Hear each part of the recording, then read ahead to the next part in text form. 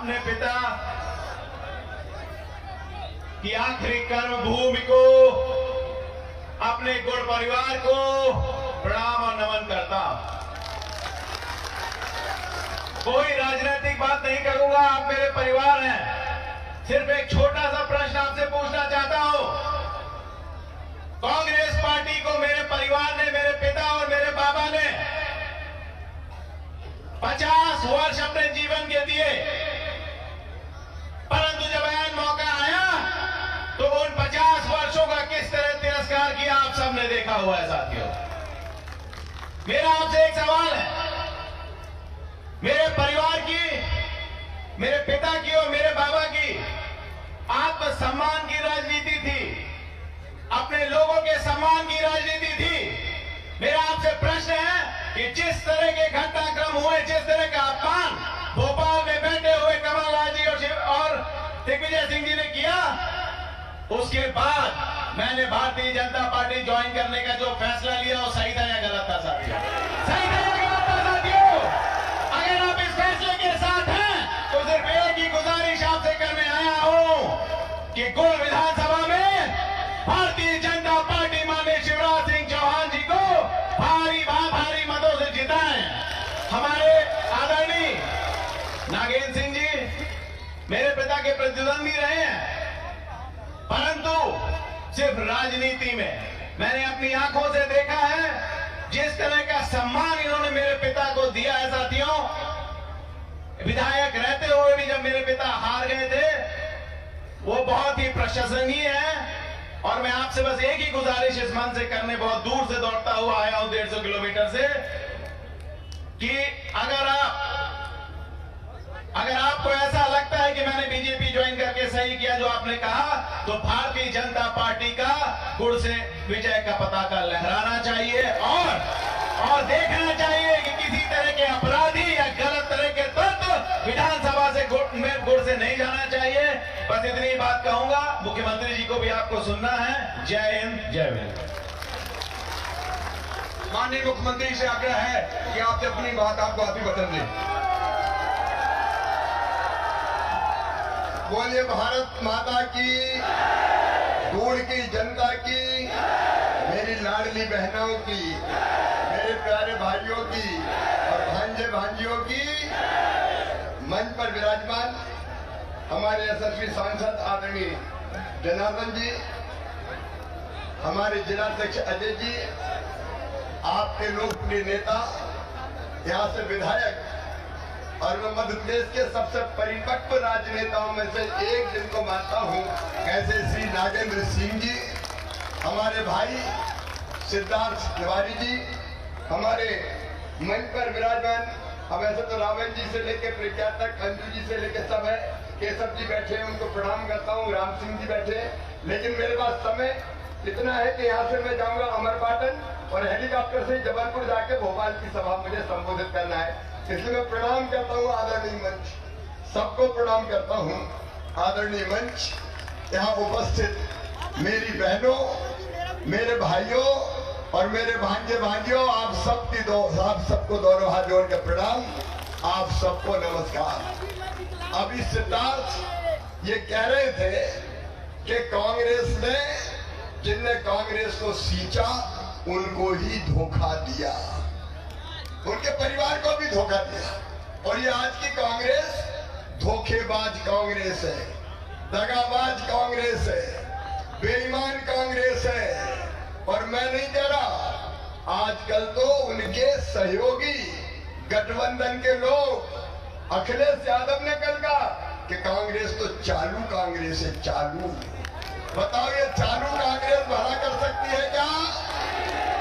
ये पुरानी कांग्रेस नहीं बची। मेरी बहनों और भाइयों, अगर ये आ गए तो 1.25 साल बीच में आए थे, 1.25 साल मामा नहीं था, कमलनाथ मुख्यमंत्री बन गए थे, तो बताओ इन्हें सब योजना बंद कर दी थी कि नहीं? सारी योजनाएं बंद। ये योजना बंद कांग्रेस, कपड़ा फाड़ो कांग्रेस, धोखा दो कांग्रेस। मेरी बहनों, मैं बेगा भाइयों सहरिया बहनों के खाते में पैसा डालता था, कांग्रेस ने बंद कर दिए। संबल योजना कांग्रेस ने बंद कर दी, तीर्थ दर्शन कांग्रेस ने बंद कर दी, बच्चों को लैपटॉप देता था कांग्रेस ने बंद कर दी। अरे और तो और अंतिम संस्कार के लिए अगर कोई मर जाता था गरीब तो मैं 5,000 रुपया अंतिम संस्कार के लिए देता था। कांग्रेसियों तुमने तो कफन के भी 5,000 गरीबों से छीन लिए, तुम्हें सरकार चलाने का कोई हक है? ये वो कांग्रेस है। और मेरे बहनों और भाइयों, मैं सरकार नहीं चलाता, मैं परिवार चलाता हूं। परिवार आप सब है मेरा परिवार। और मैं आपसे पूछ रहा हूं, मुझे बताना सर, मैं आपको मुख्यमंत्री लगता हूं कि भैया? जोर से बताएं, मुख्यमंत्री की भैया? और भांजे भांजियों का? मैं तो भैया हूं, मामा हूं, आपके परिवार का सदस्य हूं। और इसलिए मेरी लाडली बहनाओं, ये लाडली बहना योजना मैंने क्यों बनाई? मैंने इसलिए बनाई कि मेरी गरीब बहनें भी कई बार 1,000 रुपए के लिए परेशान हो जाती थी। बताओ, बेटा बेटी गोद में आके बैठ जाए और कहे मम्मी फ्राक दिला दे, तो इच्छा होती थी कि नहीं कि फ्राक दिला दो? मम्मी किताब दिला दे, तो इच्छा होती थी कि नहीं किताब दिला दो? लेकिन जब नहीं दिला पाती थी तो आंखों में आंसू आते थे, आत्मा रोती थी और ये कहती थी काश मेरे पास भी कोई से होते तो मैं मेरे बेटा बेटी की जरूरत पूरी कर देती। मेरी बहनों, तुम्हारा ये दर्द मैंने देखा था और इसलिए मुझे लगा कि शिवराज तू तो भाई है रे अपनी बहनों को। भाई भी अपने राखी पे कुछ ना कुछ तो बहनों को देते हैं। बताओ देते कि नहीं देते? तो तू भी दे। अब मैं सोचने लगा कि अपनी बहनों को क्या दूं। फिर मेरे मन में एक ही विचार आया कि रुपया शिवराज कोई सामान मत दे, सीधे अपने बहनों के खाते में पैसा डाल दे तो उनकी जरूरत पूरी हो जाएगी। बोलो ठीक बात है कि नहीं? और पैसा भी साल में एक बार नहीं। क्या एक बार देने से काम चलता? हमने तय किया एक बार नहीं, हर महीना बहनों के खाते में पैसा डालूंगा और लाडली बहना योजना बन गई। अब बताओ मेरी बहनों, कैसी है लाडली बहना योजना? जरा जोर से बोल के बताओ। जिंदगी में खुशी आई है कि नहीं? कई बहनें मिली, बोले हम तो आजकल सिलाई मशीन ले लिए भैया, पैसे से और सिलाई मशीन चला रहे। कई बहनों ने कहा हम ठेला लगा के फल और सब्जी बेच रहे। कई बहनों ने मुझे ये कहा कि आजकल तो घर में इज्जत बहुत बढ़ गई है, सास भी प्रेम से बोलती है बहू अच्छी तो हो, रोटी में घी चुपड़ लो तुम भी। और कई ने कहा कि आजकल तो पतिदेव बड़े प्रेम से बोलते हैं, पहले तो डांटते फाटते रहते थे, आजकल कहते पप्पू की मम्मी क्या हाल है, पैसा आए कि नहीं आए? अब बताओ मेरे बहनों भाइयों, कड़वी सच्चाई है। पैसा इज्जत बढ़ाता है कि नहीं बढ़ाता? पैसा सम्मान बढ़ाता है, पैसा आत्मविश्वास बढ़ाता है।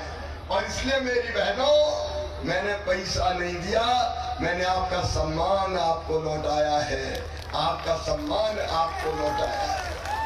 बताओ, अभी बीच में नहीं भाई, पहले बोलने को बाद में जाके बताओ, कांग्रेस ने कभी एक ढेला दिया था क्या? और बहनों, जो रह गई हो नागेंद्र सिंह जी, आपने मुझे बताया कई बहनें रह गई अभी, तो अभी जैसे ही पोर्टल सरकार बनेगी, पोर्टल खोल के जो बहनें रह गई है उनके नाम भी जोड़ दूंगा, चिंता मत कर। और 21 साल विवाहित बेटियों के लिए योजना थी, तो कई बेटी मेरे पास आई और लड़ने लगी माया जी, मुझे कहने लगी कि मामा हमें पढ़ना है, हमें नहीं करना 21 साल की शादी, तो हमें पैसा क्यों नहीं दे रहे? तो सुनो मेरी बेटियों, 21 साल से ज्यादा उम्र की सब बेटियों को लाडली बहना का पैसा दिया जाएगा, उनको भी योजना में शामिल किया जाएगा। और अभी तो 1250 मिल रहे हैं, यहीं तक थोड़ी रहने दूंगा, पैसे की जुगाड़ में लगा हूं। पैसा बहुत सारा लगता है ना, क्योंकि मैंने बहुत है, 1 करोड़ 32 लाख तो हो गई मेरी बहन। बताओ दुनिया में कोई ऐसा भाई है जिसकी 1 करोड़ 32 लाख बहनें हो? भाग्यशाली भाई हूँ मेरी बहनों, मेरा तो जीवन धन्य हो गया तुम्हारे चेहरे पे खुशी देख के। पैसे का इंतजाम होते ही एक के बाद एक धीरे धीरे 1250 से 1500, फिर 1750, फिर 2000, फिर 2250, फिर 2500 और फिर बढ़ा के 2750 और फिर कितने करूंगा? जोर से बोलो, पूरी दुनिया सुन ले, 3000 करूंगा, तब मुझे चैन की नींद आएगी कि बहनों की जिंदगी मैंने बदल दी और मेरा मुख्यमंत्री बनना सार्थक हो जाएगा। मेरी बहनों एक बात और सुन लेना, आज ही अब मेरा संकल्प है कि मेरी हर बहन को मैं लखपति दीदी बनाऊंगा, मतलब साल में 1 लाख रुपया से ज्यादा उनकी कमाई हो जाए और स्व सहायता समूह के माध्यम से करूंगा, सेल्फ हेल्प ग्रुप के माध्यम से 15 लाख बहनों की आय हो गई 1 लाख से ज्यादा। बोलो सब लखपति दीदी बनना चाहोगी? ये भाई तुम्हें वचन देता है, आंखों में आंसू नहीं रहने दूंगा, हाथ नहीं फैलाने दूंगा, बेबस जिंदगी नहीं जीने दूंगा, तुम्हारी जिंदगी बेहतर बना के दिखाऊंगा मेरी बहनों, तुम्हारी जिंदगी बेहतर बना के दिखाऊंगा। इसलिए भारतीय जनता पार्टी की सरकार है। और मेरे किसान भाइयों, नागेंद्र सिंह जी भी कह रहे थे, आप बताओ कांग्रेस ने कभी सिंचाई का पानी दिया क्या? कांग्रेस में ही पानी नहीं बचा तो जनता को पानी कहां से देगी रे? नागेंद्र सिंह जी, जितने गांव बचे हैं आज मैं वचन दे रहा हूं, इम्पॉसिबल शब्द मेरे शब्दकोश में नहीं है, हर गांव में सिंचाई का पानी लेके आएंगे, पाइपों में भरेंगे, मोटर चलाएंगे और खेत में आउटलाइट दे देंगे। नहर से नहीं जाएगा तो क्या हुआ? तो सिंचाई की व्यवस्था और 1000 रुपया तो अपन को भी मिल रहा है भैया महीना। 6 सीएम पीएम साहब के, 6 सीएम के। और देखो मैं अब ये सोच रहा हूँ कि इधर उधर की सब्सिडी समाप्त करके किसानों के खाते में और बढ़ा के पैसा डाल देना चाहिए, तो अपने आप किसान बाकी काम कर देगा। इसकी बोलो ठीक है कि नहीं? तो उस योजना पे भी हम काम कर रहे हैं। किसानों के कल्याण की कई योजनाएं हैं, लेकिन मैं समय की कमी के कारण नहीं बता रहा। मेरे भाइयों और बहनों, 3-4 चीजें और मैं केवल कहूंगा। एक, मेरे भांजे भांजियों के लिए, ये बच्चे छोटे छोटे, अब ऐसे बच्चे खड़े मामा को सुन रहे हैं, इनको राजनीति से क्या लेना देना, इनको वोट से कोई मतलब नहीं है। इनके लिए तो अच्छा ये भी नहीं जानते मुख्यमंत्री क्या कर सकता है, ये तो ये जानते, ये तो हमारा मामा है, मामा आया तो चलो। आजकल मैं जब जाता हूँ, बच्चे थोड़ी मस्ती भी करते हैं, कहते हैं मामा आई लव यू, तो हम भी कहते हैं आई लव यू टू। लेकिन एक संकल्प पैदा होता है कि इन बच्चों का भविष्य बर्बाद नहीं होने देंगे, और इसलिए सीएम राज स्कूल बना रहे हैं। अपना सीएम राज का बन रहा है यहीं पे रायपुर का। नागेंद्र सिंह जी, मेरा संकल्प है हर 25-30 गांव के बीच में एक सीएम राज स्कूल खोलूंगा। बड़े लोगों के बच्चे प्राइवेट स्कूलों में पढ़ते हैं, उनसे बेहतर स्कूल बना के दूंगा, ताकि धन्नू कल्ला पन्ना मन्ना के बेटा बेटी अच्छी शिक्षा प्राप्त कर सके और आगे बढ़ सके। बेटा बेटों को किताबें, साइकिल, अच्छे नंबर लाए तो लैपटॉप, 12वीं में टॉप करे, स्कूल में तो मामा स्कूटी भी दिलवा रहा है। और एक बात और सुन लेना, मेडिकल और इंजीनियरिंग की पढ़ाई, मेरे बच्चों, तुम्हारी जाति कोई भी हो, मुझे इससे कोई मतलब नहीं है, मैं सब बच्चों का मामा हूँ, इसलिए किसी जाति समाज के हो, अगर तुम्हारा एडमिशन मेडिकल इंजीनियरिंग कॉलेज में होगा, उच्च शिक्षण संस्थान में होगा, तो तुम्हारी फीस तुम्हारे मम्मी पापा नहीं भरवाएंगे, कौन भरवाएगा? मामा भरवाएगा। और एक बात और, इससे आगे जो मेरा विजन है अगले 5 साल के लिए, प्रत्येक परिवार एक रोजगार, हर परिवार को एक रोजगार देंगे, इसका विजन मैं तैयार कर रहा हूं। मैं कहूंगा प्रत्येक परिवार आप कहिए एक रोजगार, प्रत्येक परिवार। अब इस दिशा में हम आगे बढ़ेंगे ताकि कोई बेरोजगारी की दंश से पीड़ित रहके अपनी जिंदगी बर्बाद ना कर ले। कई तरह के काम एक के बाद एक हम लगातार करते चले आ रहे हैं। तीर्थ यात्रा जैसी चीजें कांग्रेस ने बंद कर दी थी, अब फिर से सारी योजनाएं चालू। मैं आ रहा था तब किसी ने बिजली के बिल की बात कही, अब चिंता मत करना, मैं समीक्षा करूंगा और बढ़े हुए बिजली के बिल मामा भरवाएगा, चिंता मत करना, इस चिंता से भी तुम्हें मुक्त करूंगा। जो जो तकलीफ है जनता की जिंदगी में है वो दूर करने की जवाबदारी मामा की है। मैं आज आप सबसे निवेदन करने आया हूँ। हमने क्या नहीं किया, मासूम बिटिया की तरफ अगर कोई गलत नजर उठाता है तो हमने सीधे तय किया कैसे उसको सीधे फांसी के फंदे में लटका दिया जाए।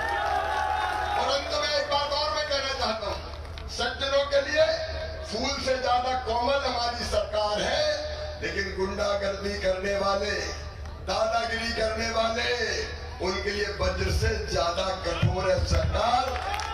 नागेंद्र सिंह जी, गुंडागर्दी करने वालों के लिए अपना बुलडोजर भी तैयार रहेगा, चिंता मत करना। दादागिरी गुंडागर्दी सहन नहीं होगी। आप सबसे मैं निवेदन करने आया हूँ, बताओ मेरे बहनों और भाइयों, मैंने कैसी सरकार चलाई, अच्छी चलाई कि बुरी चलाई? तो हमारी सरकार फिर बननी चाहिए कि नहीं? बनेगी तब जब नागेंद्र सिंह फिर से विधायक बनेंगे और भारतीय जनता पार्टी जीतेगी, तब हमारी सरकार बनेगी। और अब तो सोने में सुहागा हो गया है, नागेंद्र जी तो है ही, सिद्धार्थ राज और चले आए, बड़ी देर भरी नहीं आया। मुझे पूरा विश्वास कि भारतीय जनता पार्टी को आप सबका आशीर्वाद मिलेगा और बूढ़ से हम शानदार सफलता प्राप्त करेंगे। लाडली बहनाओं, ये ध्यान रखना, कांग्रेस आ गई तो न लाडली रहेगी न बहने रहेगी। तुम्हारा भाई है तो ही लाडली बहना योजना रहेगी। इसलिए आओ सब संकल्प करें, हम सब चुनाव में काम करेंगे। ये चुनाव जनता लड़ेगी और हम लड़के जीतेंगे और फिर से भाजपा की सरकार बनाएंगे। बोलिए सब तैयार हैं? भारतीय जनता पार्टी को जिताएंगे, नागेंद्र सिंह जी को आशीर्वाद देंगे, मोदी जी का साथ देंगे और मामा को भी आशीर्वाद देंगे। तो दे दो ना दोनों हाथ उठा के आशीर्वाद। आइए मेरे साथ संकल्प कीजिए कि भारतीय जनता पार्टी को जिताने में कोई कसर नहीं छोड़ेंगे। हम जिताएंगे, खुद भी वोट देंगे, बाकी से भी दिलवाएंगे। तो उठाइए दोनों हाथ, बांधे दोनों मुट्ठी और मेरे साथ बोलिए भारत माता की।